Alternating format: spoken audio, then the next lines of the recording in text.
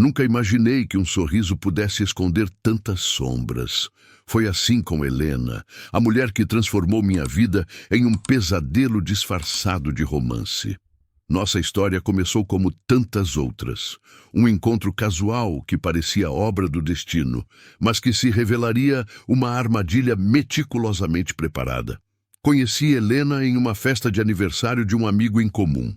Ela estava encostada em uma parede, observando todos com um olhar penetrante que, quando se voltou para mim, pareceu enxergar além da superfície.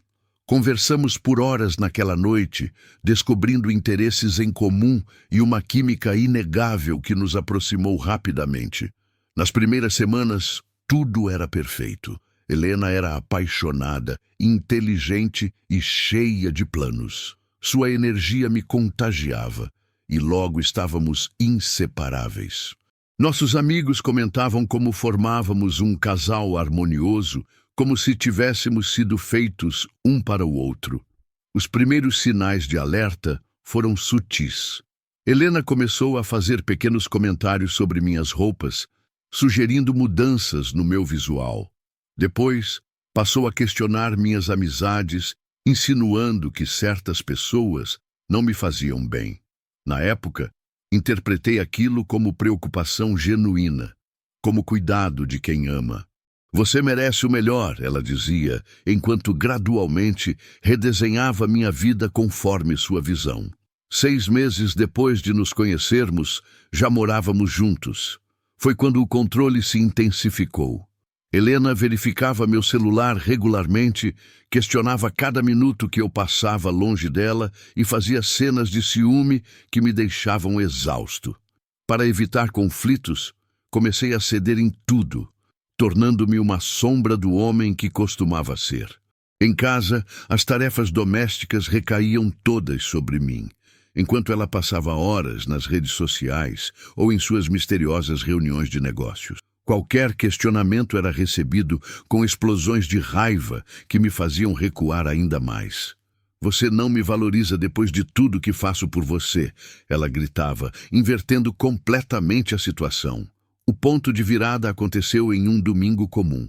Helena havia saído para um dia de spa, e eu decidi caminhar pelo bairro para clarear a mente. Foi quando passei por uma pequena livraria de esquina que nunca havia notado antes. A placa desbotada dizia Páginas do Tempo, e algo me atraiu para dentro. Entre estantes empoeiradas, encontrei um livro intitulado Liberte-se, Reconhecendo Relacionamentos Abusivos. Comprei-o por impulso e o escondi dentro da jaqueta. Aquele livro seria meu pequeno segredo, uma janela para um mundo onde eu poderia voltar a me reconhecer. Nas noites seguintes, enquanto Helena dormia, eu li algumas páginas escondido no banheiro.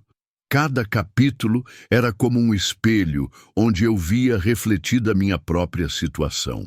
Foi doloroso reconhecer que estava preso em um relacionamento tóxico, mas também libertador entender que não estava sozinho nessa experiência. Inspirado pela leitura, tentei uma pequena rebelião. Quando Helena me pediu para buscar seu café da manhã na padaria, simplesmente disse não.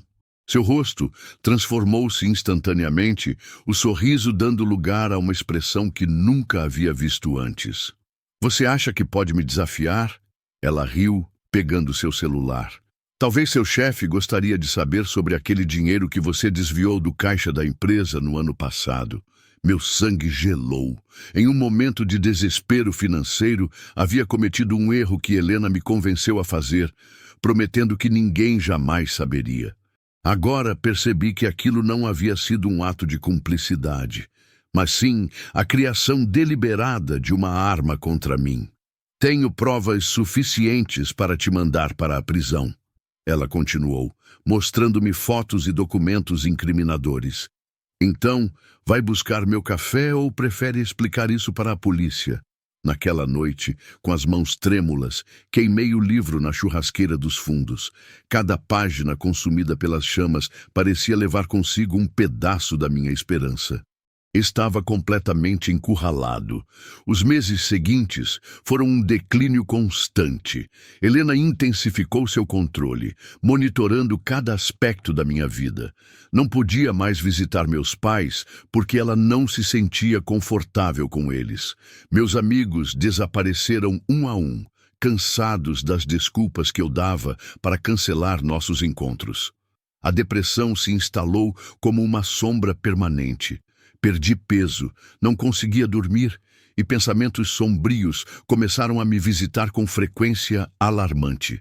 Em meus momentos mais desesperados, imaginava maneiras de escapar daquela prisão, algumas vezes pensando em tirar minha própria vida, outras vezes fantasiando sobre como seria se Helena simplesmente desaparecesse. Foi durante uma dessas noites de insônia que notei o veneno para ratos na despensa. Tínhamos comprado semanas antes, quando encontramos sinais de roedores no porão.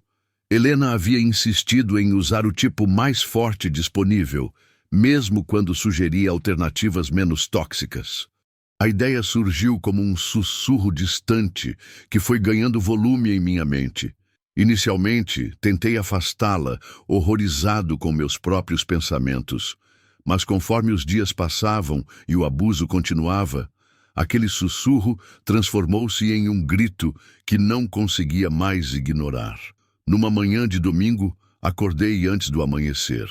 Helena havia passado a noite anterior me humilhando por ter esquecido de lavar sua blusa favorita. Enquanto ela dormia, desci para preparar o café da manhã como sempre fazia. Com movimentos mecânicos, espremi laranjas para o suco que ela tomava todas as manhãs. Minha mão tremia quando abri o armário e peguei o frasco de veneno. Era um pó branco, quase indistinguível do açúcar. Hesitei por um momento. Uma última chance de recuar, mas então lembrei de todas as ameaças, humilhações e do medo constante que havia se tornado minha vida.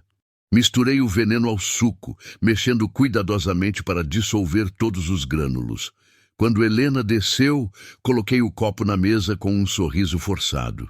"Não estou me sentindo bem hoje", ela comentou, olhando com desconfiança para o suco. "Acho que você deveria beber isso." Meu coração disparou. "Não estou com sede", respondi, tentando manter a voz firme. Seu rosto endureceu. "Beba o suco", ordenou, sua voz cortante como uma lâmina. Agora, o pânico tomou conta de mim. Em um instante de pura adrenalina, agarrei o copo e o forcei contra seus lábios, derramando o líquido em sua boca. Helena se debateu, engasgando e cuspindo, mas parte do suco desceu por sua garganta. Seus olhos se arregalaram em compreensão tardia. Tentou falar, mas as palavras se transformaram em uma tosse violenta. Em questão de minutos, seu corpo começou a convulsionar, espuma branca formando-se no canto de sua boca. Fiquei paralisado, observando Helena morrer diante de meus olhos. Não senti o horror que esperava, nem o remorso que deveria sentir. Havia apenas um vazio imenso e, por baixo dele, um alívio perturbador que me assustou mais que o próprio ato que acabara de cometer. Quando seu corpo finalmente ficou imóvel, a realidade do que havia feito me atingiu como um trem. Não podia ficar ali. Sabia que a polícia logo descobriria tudo e que não havia como explicar o que acontecera. Por sorte, morava a apenas 2 horas da fronteira canadense. Um antigo colega de faculdade que vivia em Vancouver havia me oferecido trabalho meses antes, oferta que Helena me forçou a recusar. Liguei para ele em desespero, inventando uma história sobre problemas financeiros e necessidade de um novo começo. Peguei apenas o essencial, documentos, algum dinheiro que mantinha escondido e roupas suficientes para não levantar suspeitas. Antes de sair, limpei minhas digitais das superfícies mais óbvias e deixei a casa que havia sido minha prisão por quase 2 anos. A travessia da fronteira foi o momento mais tenso da minha vida. Cada segundo parecia uma eternidade enquanto o guarda examinava meus documentos. Por algum milagre, fui liberado sem maiores questionamentos. Meu amigo me acolheu sem fazer muitas perguntas, percebendo meu estado fragilizado. Com sua ajuda, consegui documentos novos através de contatos que prefiro não mencionar. Mudei minha aparência, tingindo o cabelo e deixando crescer a barba que Helena sempre odiou. Durante os primeiros meses, vivia em constante paranoia, esperando que a qualquer momento a polícia batesse à minha porta. Evitava notícias sobre o caso, temendo descobrir que estavam em meu encalço. Cortei todos os laços com meu passado, inclusive com meus pais, enviando-lhes apenas uma carta vaga, dizendo que estava bem e pedindo que não me procurassem. O tempo passou. 1 ano se transformou em 2, depois em 5, e agora já são 7 anos desde aquela manhã fatídica. Estabeleci-me em uma pequena cidade nas montanhas, onde ninguém questiona muito sobre o passado. Conheci Mariana, uma mulher gentil e compreensiva, com quem me casei há 4 anos. Temos 2 filhas pequenas, que são a luz da minha vida. Em minha nova identidade como Daniel, construí uma vida tranquila e feliz. Trabalho como contador em uma pequena empresa local. Mantenho um perfil discreto e sou conhecido como um homem familiar e prestativo. Às vezes, quando olho para minha família dormindo, sinto uma pontada de culpa pelo que fiz. Não pelo fim de Helena, confesso que nunca me arrependi disso, mas por construir minha felicidade atual sobre uma fundação de mentiras. Mariana não sabe quem realmente sou, nem o que fiz para estar aqui. Ainda tenho pesadelos ocasionais, onde vejo o rosto de Helena em seus últimos momentos. Acordo suando frio, e Mariana me abraça, perguntando o que houve. Apenas um sonho ruim, respondo, sabendo que alguns segredos precisam permanecer enterrados para sempre. A vida me ensinou da maneira mais dura que relacionamentos podem ser prisões invisíveis. Escapei da minha, mas o preço foi alto demais. Agora vivo cada dia tentando ser o homem que Helena nunca me permitiu ser, esperando que o passado permaneça onde deve estar, no passado.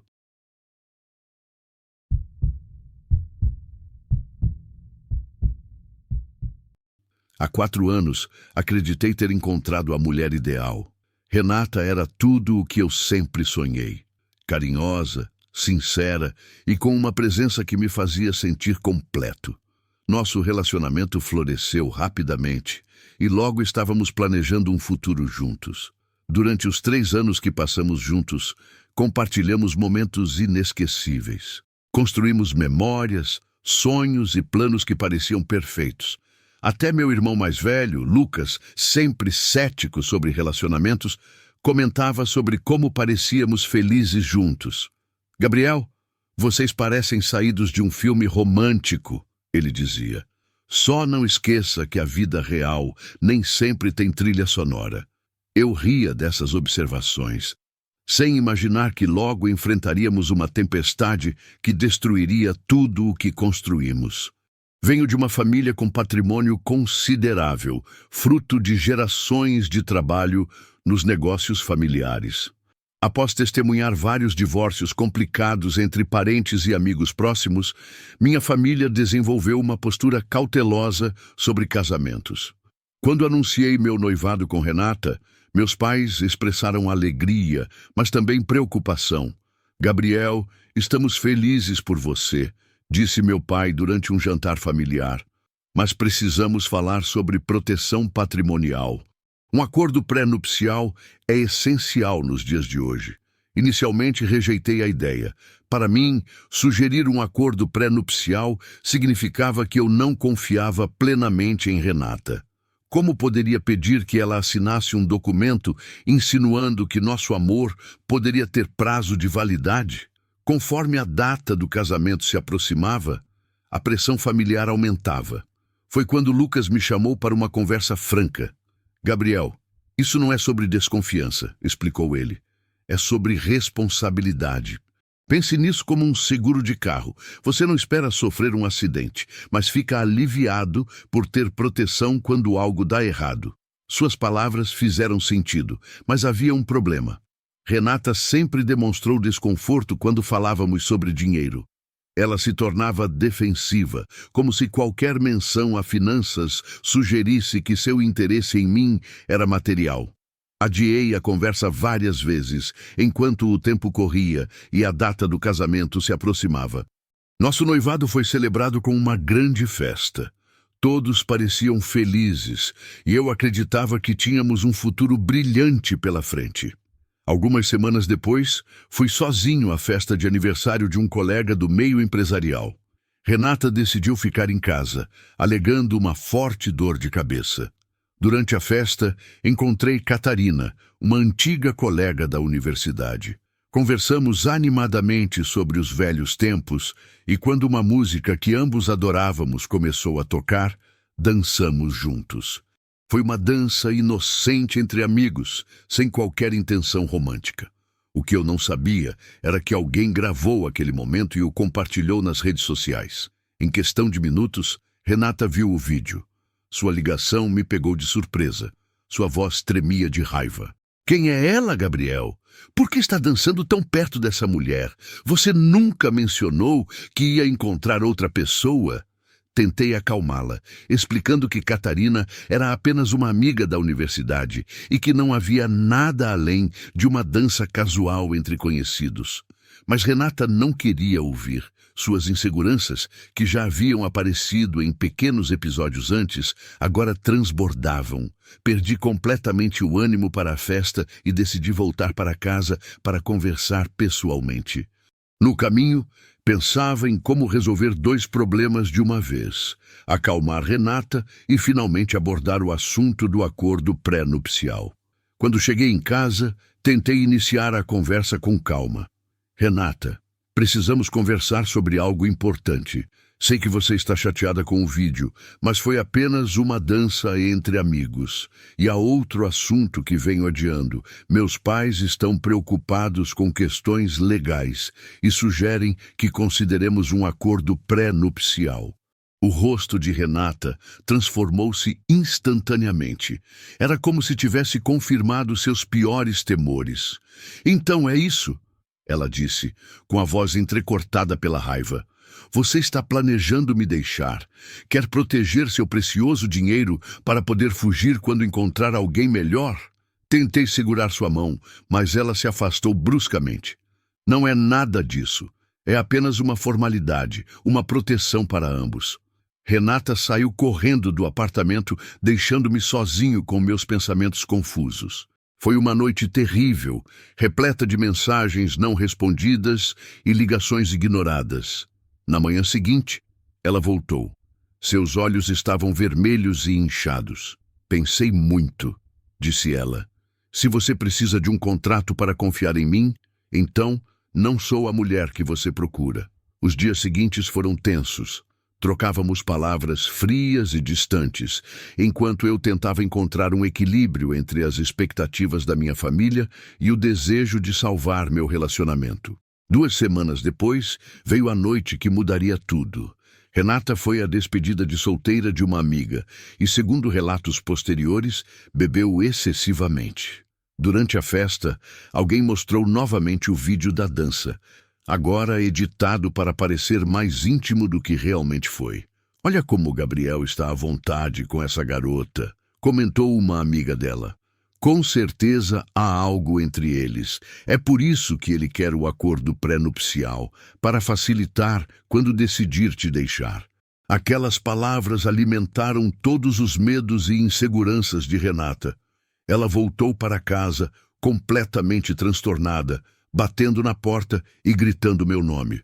Por coincidência, Lucas estava comigo naquela noite. Estávamos justamente conversando sobre como eu poderia abordar o assunto do acordo pré-nupcial, de forma que Renata não se sentisse ameaçada. Quando abri a porta, pronto para tentar uma conversa civilizada, deparei-me com uma versão de Renata que nunca havia visto antes. Ela começou a gritar acusações, com o rosto contorcido de fúria. Você nunca me amou de verdade, Gabriel. Só quer me controlar até se cansar e depois me trocar por outra.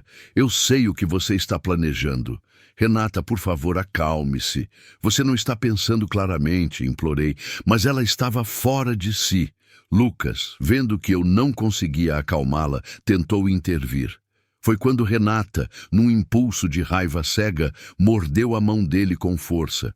Fiquei paralisado, incapaz de processar aquela violência vinda da mulher que eu amava. A situação escalou rapidamente. Renata começou a gritar ameaças, chegando a dizer que cortaria minha garganta enquanto eu dormisse. Em um momento de fúria, agarrou um vaso decorativo e o arremessou em minha direção, quase atingindo meu rosto. Lucas conseguiu ligar para a polícia, que chegou rapidamente. Renata foi detida, mais pelo estado alterado em que se encontrava do que por nossa vontade de apresentar queixa. Ela passou a noite na delegacia e foi liberada sob fiança na manhã seguinte. Quando tentei procurá-la para uma conversa calma, Renata apenas me olhou com desprezo. "Nunca mais quero te ver", disse ela, antes de virar as costas e partir. Nas semanas seguintes, senti-me devastado e culpado. Tentei ligar várias vezes, mas eventualmente entendi que aquele capítulo havia terminado.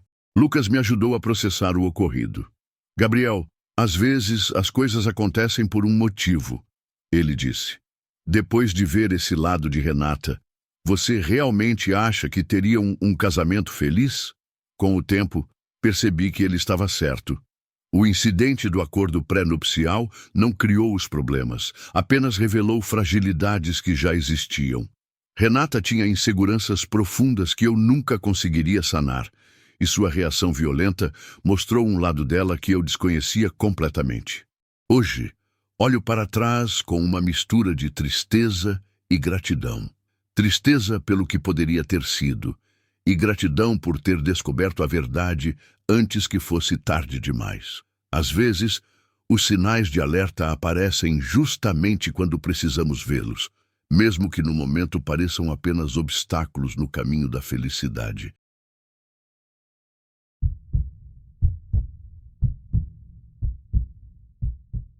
Sempre acreditei que poderia julgar bem o caráter das pessoas, até que um relacionamento quase me colocou em perigo. Esta história começou há alguns meses, quando eu tinha 26 anos e vivia em um apartamento ensolarado no centro da cidade. Minha rotina ganhou uma nova dinâmica quando Teresa, minha amiga de infância, concluiu seu treinamento na academia de polícia e se mudou para dividir o apartamento comigo. Estávamos animadas com essa nova fase, ela iniciando sua carreira e eu desfrutando da minha independência, trabalhando como designer gráfica em um pequeno estúdio.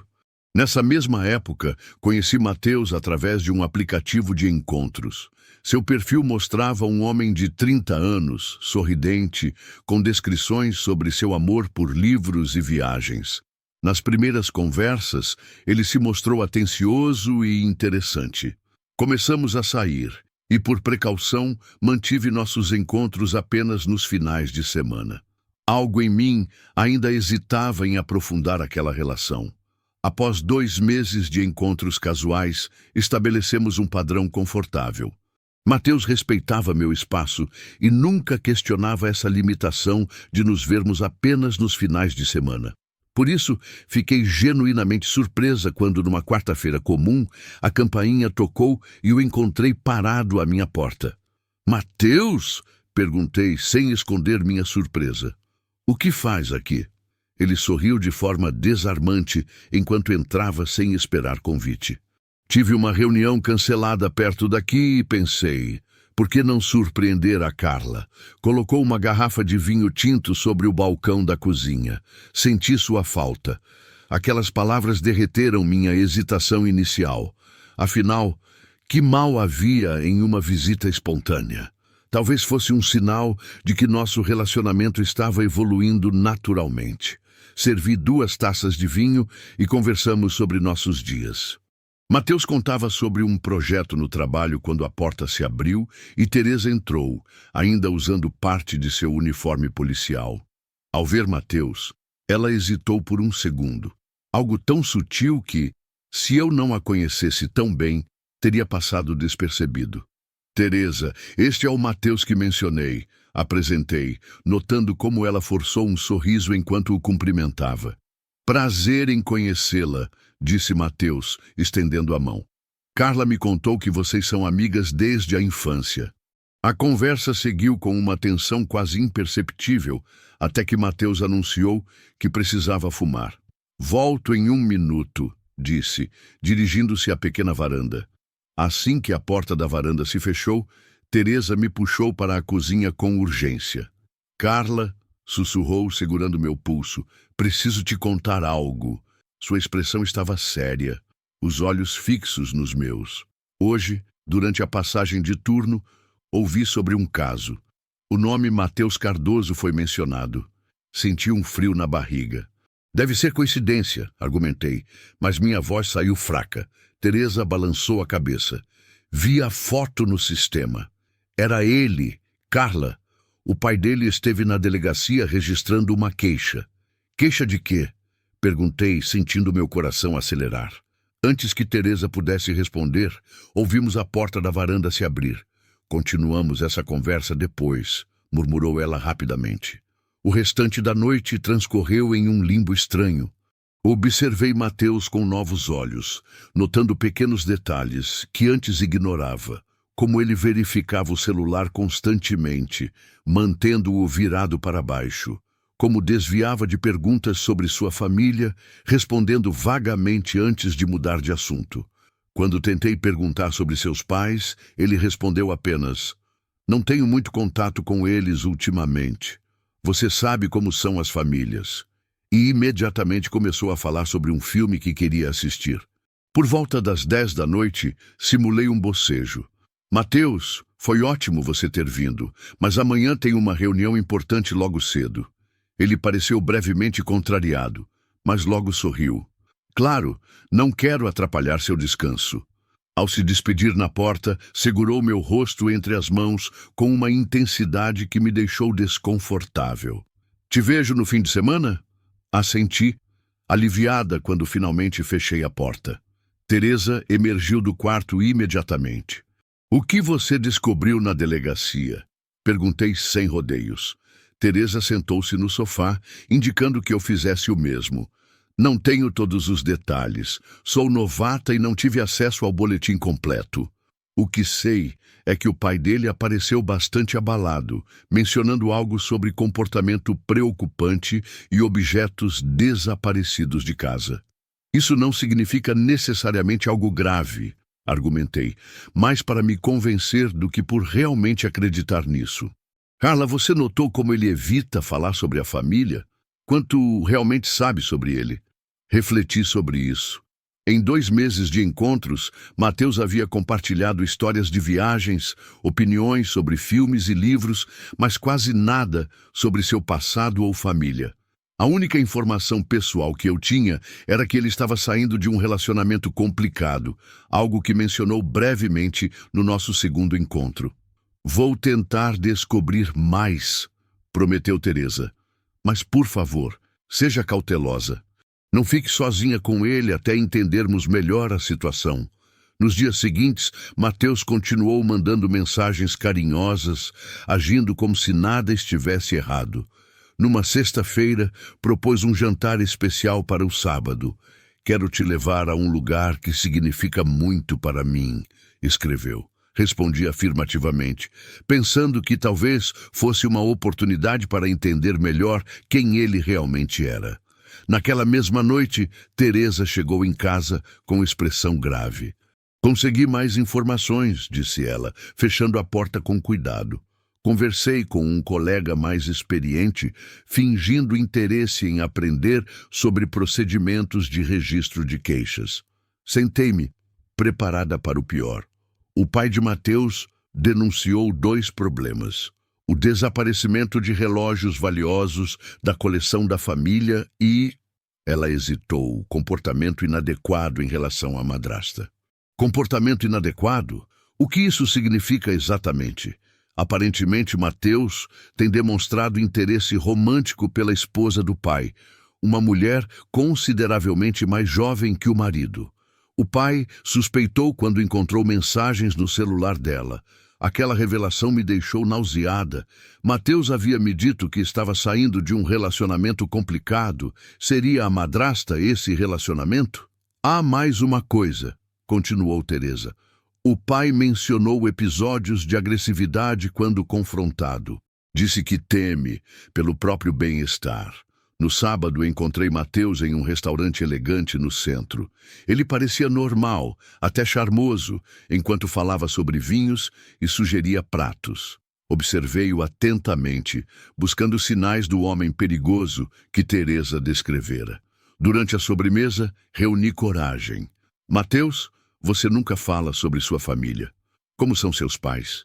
Seu sorriso vacilou por um instante. Não temos uma relação próxima. Por que o interesse repentino? Curiosidade, respondi, tentando parecer casual.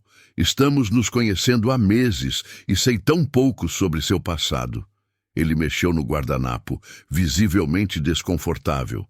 Meu pai se casou novamente há 2 anos. Não nos damos bem desde então. Por causa da sua madrasta? Arrisquei. Mateus congelou, seus olhos fixos nos meus. O que exatamente você ouviu? O tom ameaçador em sua voz confirmou minhas suspeitas. Minha amiga trabalha na polícia, disse, mantendo a voz firme apesar do medo crescente. Ela me contou sobre a denúncia que seu pai fez. Um silêncio tenso se instalou entre nós.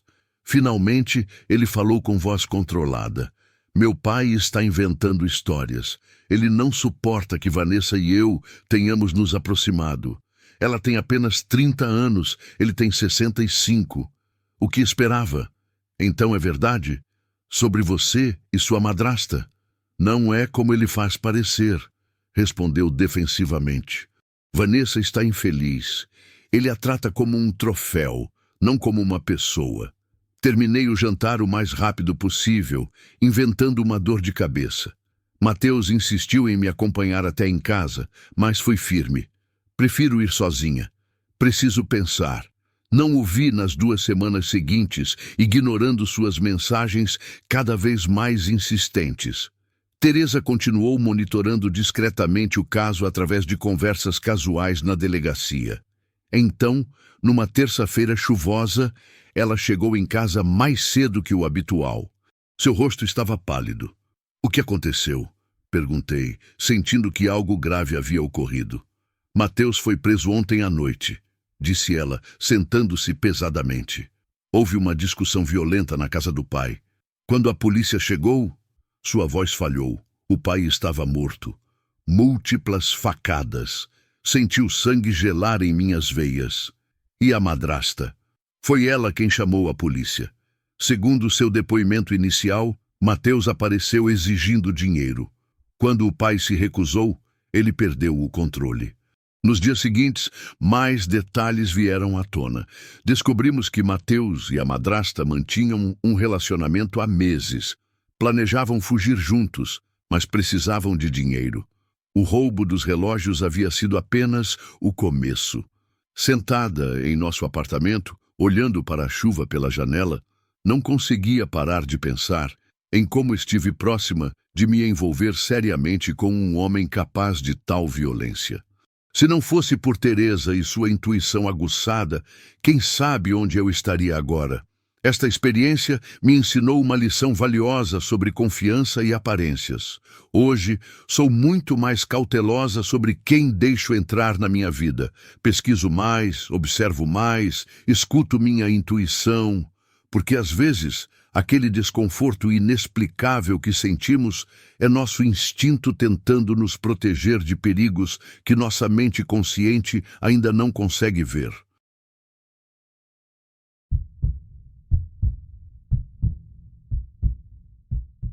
Quando me separei de Camila, minha vida virou de cabeça para baixo. O divórcio foi difícil, mas havia algo que eu não negociaria: meus animais de estimação.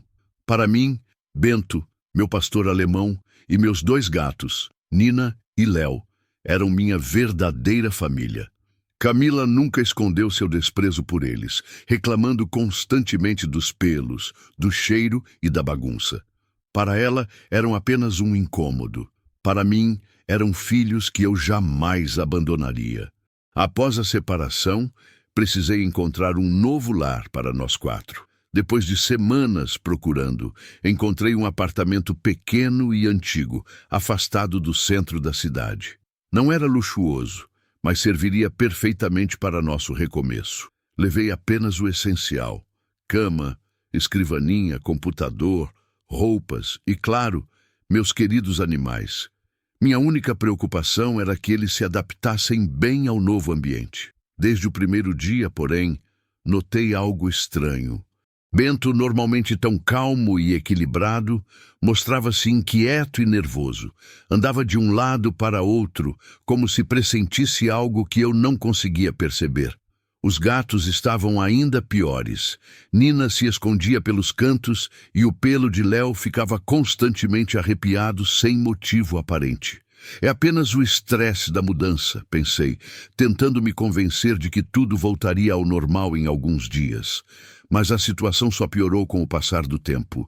Bento começou a latir em horários estranhos, principalmente durante a madrugada, como se ouvisse algo que escapava aos meus sentidos. Nina e Léo continuavam agitados, derrubando objetos e se escondendo em lugares improváveis. Cada vez que eu voltava do trabalho, encontrava um novo desastre. Copos quebrados, pratos estilhaçados e, certa vez, até um quadro completamente destruído na sala. O ponto de ruptura aconteceu numa quinta-feira. Cheguei em casa completamente exausto, após um dia particularmente difícil no trabalho. A adaptação à nova rotina já estava me deixando no limite. Mas o que encontrei ao abrir a porta foi a gota d'água. Além da bagunça habitual, havia uma cadeira tombada no meio da sala. Aquilo não fazia sentido. Os gatos não teriam força para derrubar uma cadeira daquele tamanho, e Bento, mesmo agitado, nunca havia demonstrado comportamento destrutivo. Frustrado e confuso, observei meus animais. Bento me olhava de um canto da sala com expressão inocente, enquanto os gatos permaneciam escondidos. Algo definitivamente não estava certo. No dia seguinte, tomei uma decisão.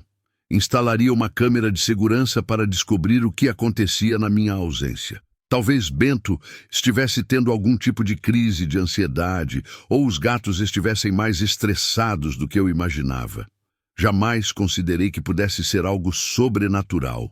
Naquela noite, a tensão parecia ainda mais palpável. Bento não parava de fixar o olhar nas paredes, como se enxergasse algo além delas, enquanto Nina e Léo se recusavam a sair de seus esconderijos. Instalei a câmera, configurei a gravação e tentei dormir, esperando que no dia seguinte teria respostas. Assim que acordei, fui direto verificar a gravação. Sentei-me em frente ao computador com o coração acelerado, ansioso para entender o que estava acontecendo. O que vi me deixou completamente gelado. No vídeo, Bento estava deitado tranquilamente no início. Nina e Léo perambulavam pela sala, visivelmente nervosos, mas sem causar nenhum dano. Tudo parecia normal até que, de repente, algo mudou.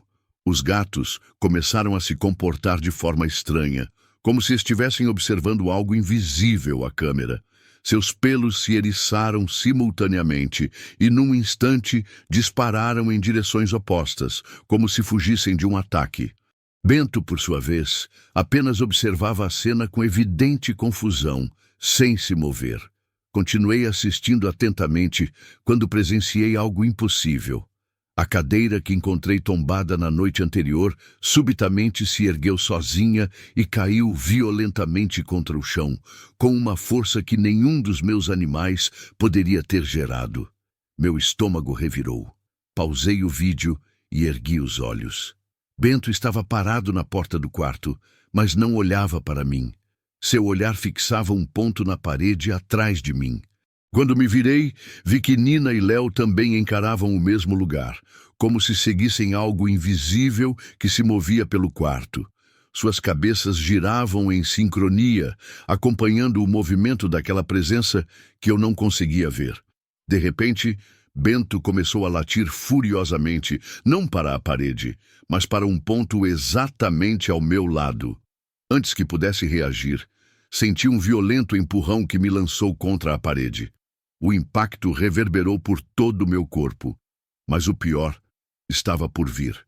Uma força invisível começou a me arrastar pelo chão, fazendo-me colidir contra móveis e objetos. Era como se alguém segurasse meus tornozelos e me puxasse brutalmente de um lado para o outro. Meus braços batiam nas quinas das mesas, minha cabeça golpeava o chão repetidamente.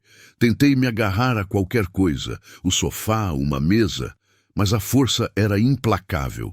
O ar ao meu redor parecia denso, quase sólido, e embora não pudesse ver meu agressor, sabia que algo terrível estava ali comigo. Quando pensei que não poderia ficar pior, senti uma pressão esmagadora sobre meu peito. Algo invisível me comprimia, impedindo-me de respirar. Meus pulmões queimavam na luta desesperada por ar, e estava prestes a perder a consciência quando, tão repentinamente quanto começou, tudo parou. Dolorido e aterrorizado, me arrastei até onde estavam os gatos e peguei a caixa de transporte. Coloquei Nina e Léo dentro o mais rápido possível, enquanto Bento continuava latindo e movendo-se nervosamente pela sala, claramente perturbado pela presença que nos ameaçava. Com mãos trêmulas, coloquei sua coleira. A casa estava em silêncio agora, mas eu podia sentir uma energia densa e opressiva ao meu redor.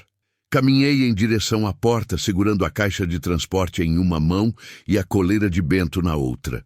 Ao chegar ao corredor do prédio, congelei de horror. Diante de mim estava a figura de uma idosa. Seu corpo parecia carbonizado, como se tivesse sido consumido pelo fogo até virar cinzas. Sua pele ainda fumegava levemente, e onde deveriam estar seus olhos, havia apenas escuridão profunda. Segurava um bastão trêmulo e sua mandíbula pendia deslocada de forma antinatural. Ela me observava, ou pelo menos parecia observar, mesmo sem olhos. O terror me paralisou por um instante, mas quando ela começou a se mover em minha direção, o instinto de sobrevivência assumiu o controle. Corri desesperadamente para fora do prédio, sem olhar para trás, com o coração martelando em meus ouvidos. Só parei quando cheguei à rua, para verificar se meus animais estavam bem. Alguns dias depois, enquanto procurava um novo lugar para morar, voltei ao apartamento durante o dia para buscar os pertences que havia deixado para trás. Foi quando um vizinho idoso, que morava no prédio há décadas, se aproximou de mim com uma revelação perturbadora. Ele contou que havia visto uma mulher ruiva visitando meu apartamento dias antes, acompanhada de uma senhora idosa que ele conhecia. Pela descrição, a ruiva era inequivocamente Camila, minha ex-esposa, mas o que realmente me gelou o sangue foi o que ele disse sobre a idosa. Segundo o vizinho, aquela senhora era de sua cidade natal e tinha fama de praticar magia negra, sendo temida por todos na região. No dia em que a viu entrar em meu apartamento com Camila, ela carregava uma pequena bolsa escura que não estava mais com ela quando saíram. Um arrepio percorreu minha espinha enquanto ele falava. Seria possível que Camila, em seu ressentimento, tivesse recorrido a uma bruxa para deixar alguma entidade maligna me atormentando? A ideia parecia absurda, mas depois do que havia presenciado, nada mais me parecia impossível. Agradeci ao homem pela informação, entrei rapidamente no apartamento, peguei o que precisava e saí daquele lugar amaldiçoado o mais rápido possível. Pensei em confrontar Camila, mas sabia que ela negaria tudo. Então, fiz o que parecia mais sensato. Mudei-me para o mais longe possível e não contei a ninguém meu novo endereço. Por sorte, poucos dias depois, foi decretada a quarentena devido à pandemia e comecei a trabalhar remotamente. Desde então, não tive mais experiências sobrenaturais em meu novo lar e, felizmente, também não voltei a ter notícias de Camila. Algumas feridas do passado são profundas demais para cicatrizar completamente, mas pelo menos agora, Bento, Nina, Léo e eu finalmente encontramos a paz que tanto buscávamos.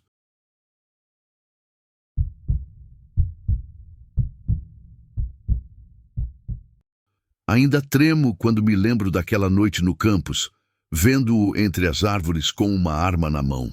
Mas para entender como cheguei a esse ponto, preciso voltar ao início. Meu segundo ano na universidade havia começado promissor. Fazia parte do grupo de debate, tinha boas notas e um círculo de amigos leais, Marcelo e Marcos entre eles. Foi numa festa do clube de literatura que conheci Tiago. Ele era diferente dos rapazes que eu costumava conhecer, atencioso, inteligente e com um senso de humor que combinava perfeitamente com o meu. Nosso relacionamento floresceu naturalmente. Nos primeiros 3 meses, Tiago era tudo o que eu poderia desejar em um parceiro. A mudança começou sutilmente. Primeiro foram comentários sobre como eu deveria me vestir. Depois, questionamentos sobre com quem eu passava meu tempo. Só me preocupo com você, dizia ele, e eu acreditava.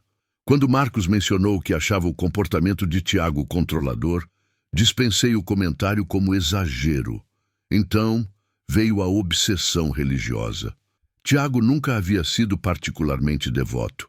Mas após uma visita à casa de seu tio, um pastor de uma pequena congregação nos arredores da cidade, algo mudou. Começou a carregar uma Bíblia para todo lugar, citando passagens sobre pecado e condenação. Você acredita em demônios? Perguntou-me certa noite enquanto estudávamos em seu dormitório. A pergunta me pegou desprevenida. Como assim? Eles falam comigo, sussurrou, olhando ao redor como se pudesse vê-los. Quando estou sozinho, ouço vozes sussurrando coisas. Tentei convencê-lo a procurar ajuda psicológica, sugerindo que talvez estivesse sob muito estresse, mas ele interpretou minha preocupação como falta de fé. Foi Daniela, sua colega de classe de psicologia, quem me alertou sobre algo ainda mais preocupante. Tiago me perguntou onde conseguir uma arma, contou-me em confidência. Disse que precisava se proteger de forças malignas. Achei que você deveria saber. Quando confrontei Tiago, ele negou tudo, chamando Daniela de mentirosa. Mas algo em seus olhos havia mudado, um brilho febril que não reconheci. Nas semanas seguintes, seu comportamento tornou-se cada vez mais errático. Verificava minhas mensagens quando eu não estava olhando. Aparecia inesperadamente nos lugares onde eu estava e, uma vez, agarrou meu braço com tanta força que deixou marcas quando mencionei que iria a uma festa sem ele. Marcelo e Marcos notaram as mudanças. Esse relacionamento não está saudável, insistiu Marcelo, após me ver cancelar planos com amigos pela 3ª vez em uma semana para acalmar os ciúmes de Tiago. Demorei mais do que deveria para reunir coragem, mas finalmente terminei o relacionamento durante uma conversa tensa no café do campus. Tiago ficou estranhamente calmo, apenas assentindo enquanto eu explicava que precisávamos seguir caminhos separados. Você vai se arrepender, disse ele ao se levantar. Não sabe o que está fazendo. Por 2 semanas não tive notícias dele. Comecei a relaxar, pensando que talvez tivesse aceitado o fim do relacionamento melhor do que eu esperava. Estava enganada. Numa quarta-feira, após uma reunião do grupo de estudos que terminou tarde, decidi passar no centro estudantil para comprar um sorvete antes de voltar ao dormitório.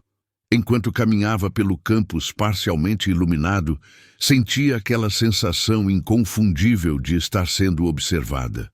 Virei-me rapidamente e vislumbrei uma figura se escondendo atrás de um dos grandes painéis informativos. Mesmo na penumbra, reconheci Tiago. Meu coração disparou. Acelerei o passo, tentando manter a calma enquanto seguia em direção ao centro estudantil, onde haveria outras pessoas. A cada poucos passos, ouvia movimentos atrás de mim, galhos quebrando, respiração abafada. Quando me virava, via apenas sombras, mas sabia que ele estava lá, seguindo-me. No centro estudantil, comprei meu sorvete com mãos trêmulas e sentei-me perto do balcão da cafeteria, onde o funcionário poderia me ver. Tentava convencer a mim mesma que estava exagerando quando meu telefone vibrou. Era uma mensagem de Marcelo. Onde você está? Tiago está rondando seu dormitório. Parece alterado. Antes que pudesse responder, recebi uma ligação de Marcos. Rosana, não volte para o dormitório. Sua voz estava tensa, quase irreconhecível. Estamos vendo Tiago do outro lado da rua. Ele tem algo na cintura que parece uma arma. Estamos indo te encontrar agora. Em 15 minutos, Marcelo e Marcos chegaram ao centro estudantil. Nunca havia visto Marcos, que praticava artes marciais e normalmente mantinha a calma em qualquer situação, tão visivelmente abalado. Vimos ele verificando algo na cintura do casaco, explicou Marcelo, enquanto formavam um escudo protetor ao meu redor. Quando percebeu que estávamos observando, afastou o casaco e vimos o que parecia ser a coronha de uma arma. Como ele conseguiu uma arma? Perguntei, sentindo meu corpo gelar. Não sei, mas precisamos te tirar daqui. Já liguei para o segurança do campus, mas eles vão demorar para fazer uma varredura completa. Decidimos que seria mais seguro voltar ao dormitório em grupo do que ficar no centro estudantil até o fechamento. Marcos ia à frente, Marcelo atrás e eu no meio. Caminhamos rapidamente pelos caminhos iluminados do campus. Estamos quase chegando, murmurou Marcelo quando avistamos meu prédio. Foi nesse momento que vi Tiago. Ele estava parcialmente escondido entre as árvores que ladeavam o caminho para o dormitório, observando o prédio. A luz do poste próximo refletia em algo metálico em sua mão. Uma arma. Ele está ali, sussurrei, congelando no lugar. Marcos viu também. Vamos continuar andando normalmente, instruiu com voz baixa. Não corra, não olhe diretamente para ele. Quando chegarmos perto da entrada, corremos os últimos metros. Seguimos o plano, caminhando com falsa naturalidade. Quando estávamos a cerca de 10 metros da entrada, Marcos gritou, "Agora!" E corremos para dentro do prédio. Minhas colegas de quarto, alertadas por uma mensagem de Marcelo, já nos esperavam. Trancamos a porta e fomos direto para a janela. Lá estava Tiago, agora completamente exposto sob a luz do poste, olhando para cima como se soubesse exatamente onde eu estaria. A arma em sua mão brilhava sinistramente. "A polícia está a caminho", disse minha colega de quarto, desligando o telefone. Disseram para não sairmos e mantermos as portas trancadas. Observamos, horrorizados, enquanto Tiago continuava parado, olhando para o prédio. Quando finalmente percebeu que havia várias pessoas na janela, não apenas eu, hesitou. Por um momento pareceu confuso, então guardou a arma no casaco e desapareceu entre as árvores. Em menos de 10 minutos, viaturas policiais chegaram com luzes piscando. Oficiais armados cercaram o perímetro do dormitório, enquanto outros iniciaram buscas pela área arborizada. Desci com Marcelo e Marcos para falar com os policiais, relatando tudo o que havia acontecido nas últimas semanas.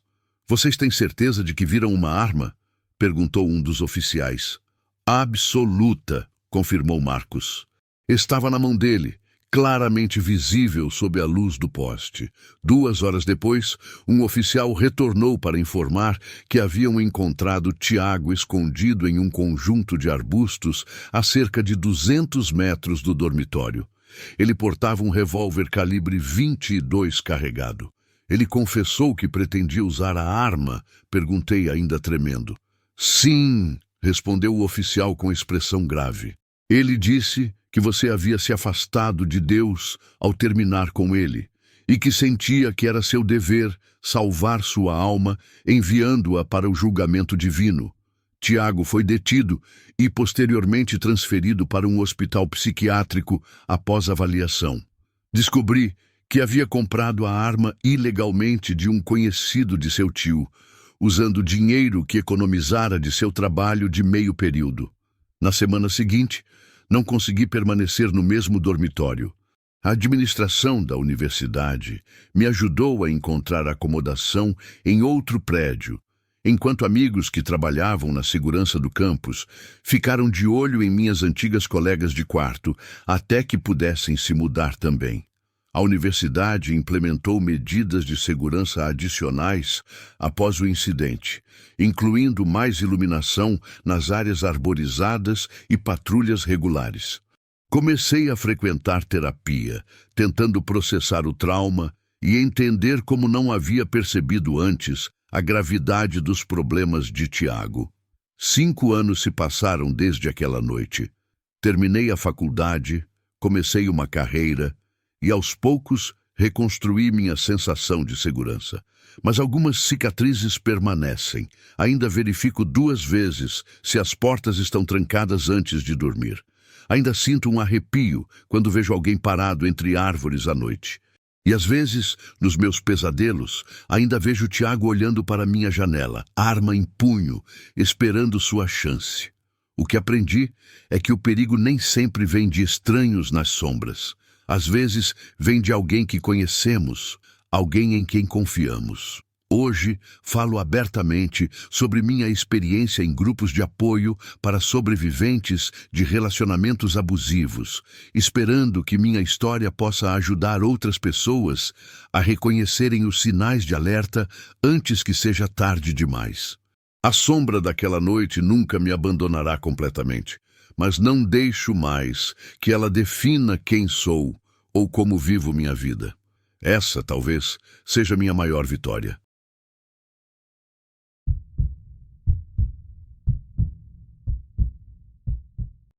Ainda sinto o peso daquele dia de ação de graças. Era o aniversário de 18 anos da minha filha Beatriz, uma data que marcava não apenas sua maioridade, mas também o fim da tutela legal de Vanessa, minha ex-esposa. Finalmente, minha filha poderia tomar suas próprias decisões sobre com quem queria passar seu tempo. Escolhi cuidadosamente minha roupa naquela manhã. Queria estar apresentável para o jantar na casa de Vanessa, como acontecia todos os anos desde o nascimento de Beatriz. Antes de sair, dei uma última olhada no meu carro novo. Não posso negar que parte de mim esperava impressionar minha filha, mostrar que eu tinha uma vida estável e talvez fazer com que ela quisesse passar mais tempo comigo. Vanessa e eu tivemos um bom começo. Ela era doce e carinhosa quando nos conhecemos, uma mulher por quem me apaixonei, não apenas por sua beleza, mas por sua simplicidade. Prometemos passar a vida juntos, mas com o tempo, algo mudou. Ela se tornou amarga, controladora e incapaz de ceder em qualquer situação. As brigas se intensificaram até que 10 anos atrás, decidi que não podíamos continuar.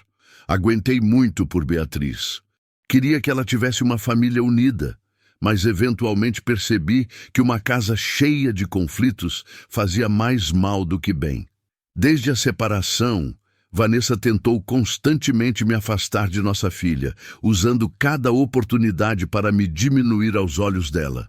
Apesar disso, consegui manter um relacionamento próximo com Beatriz, embora meu contato com Vanessa permanecesse tenso.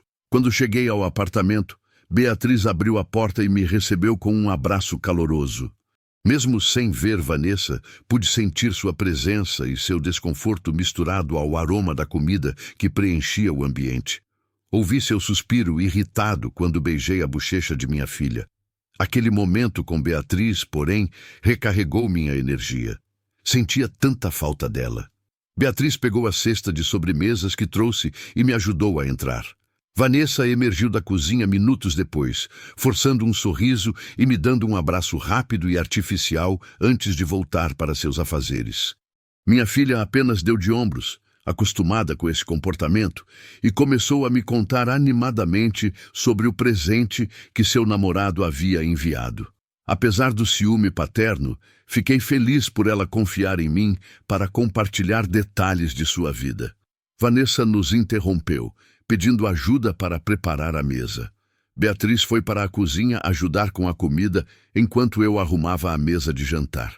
Logo estávamos sentados, com o peru, o bolo de aniversário e os acompanhamentos elegantemente dispostos, além de 2 garrafas de vinho. Era evidente que Vanessa estava se comportando melhor do que o habitual por ser o aniversário de Beatriz. Normalmente, ela encontraria algum defeito na forma como arrumei a mesa ou criticaria as sobremesas que trouxe. Nunca entendi por que ela continuava me convidando para esses jantares anuais, nem porque eu sempre aceitava, Mas naquele momento apreciei seu esforço para manter a paz. A trégua, no entanto, foi breve. Ao provar a primeira colherada da sopa, percebi que estava extremamente apimentada e ácida, exatamente como Vanessa sabia que eu detestava. Você fez isso de propósito, acusei, enquanto ela continuava comendo tranquilamente, como se nada estivesse errado. Algo dentro de mim explodiu. Anos de provocações e manipulações culminaram naquele momento. E antes que pudesse me controlar, estava segurando Vanessa pelo pescoço. Beatriz pulou de sua cadeira horrorizada. Os minutos seguintes foram um borrão de gritos e acusações, com Vanessa e eu trazendo à tona todas as mágoas do passado, completamente esquecidos de que estávamos arruinando o aniversário de nossa filha. Foi o choro desesperado de Beatriz que finalmente nos trouxe de volta à realidade. A vergonha me invadiu quando ela gritou que tínhamos arruinado seu dia especial. Ela me acusou diretamente, dizendo que se eu tinha ido até lá para causar problemas, não me queria por perto. Todo o prédio provavelmente ouviu nossa briga. Uma cena que, infelizmente, se repetia a cada ação de graças. Vanessa imediatamente se desculpou, colocando toda a culpa em mim, como sempre fazia, pintando-se como vítima para ganhar a simpatia de Beatriz. Não havia justificativa para minha reação violenta, mas a manipulação constante de Vanessa havia me levado ao limite. Beatriz e Vanessa me entregaram as chaves do meu carro, claramente querendo que eu saísse. Parti frustrado e irritado comigo mesmo, mas também com Vanessa. Independentemente de suas provocações, eu deveria ter me controlado. Poderia ter ficado, pedido desculpas e tentado salvar a noite, mas o orgulho ferido me impediu. Essa decisão mudaria tudo. Dirigi por cerca de 20 minutos quando meu telefone tocou. Era Beatriz, sua voz trêmula pedindo que eu voltasse imediatamente. Algo em seu tom me gelou o sangue. Fiz o retorno mais próximo e dirigi de volta ao apartamento o mais rápido que pude. Ao estacionar, senti um arrepio percorrer minha espinha. Havia algo errado. Corri para o apartamento e, ao abrir a porta, deparei-me com uma cena que jamais esquecerei. Beatriz e Vanessa penduradas de cabeça para baixo, amarradas pelos tornozelos ao teto.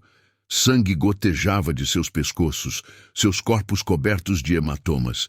Fiquei paralisado, incapaz de processar o horror diante de meus olhos. Quando finalmente recuperei os sentidos, caí de joelhos, chorando e gritando.